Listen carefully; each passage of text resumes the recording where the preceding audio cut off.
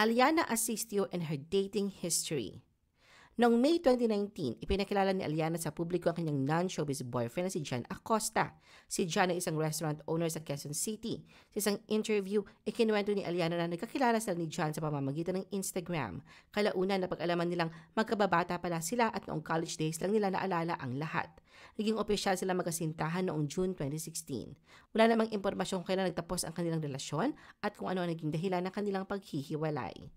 Noong February 15, 2025, ibinahagi ni Aliana sa Instagram ang balitang engaged na sila ng non-showbiz fiancé niyang si Raymond Mendoza.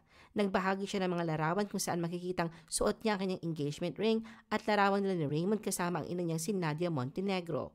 Sa isang hiwalay na post, sinabi ni Aliana na ang pagpili ng purity nila ni Raymond ang pinakamahirap ngunit pinakamakabuluhang pangako na kanilang ginawa sa Diyos, sa kanilang sarili at sa kanilang mga magulang. Ibinahagi rin ni Aliana na ang inisyal na planong intimate dinner ang naging isang espesyal na pagtitipon ng pamilya kung saan siya ay sinurpresa ni Raymond ng proposal.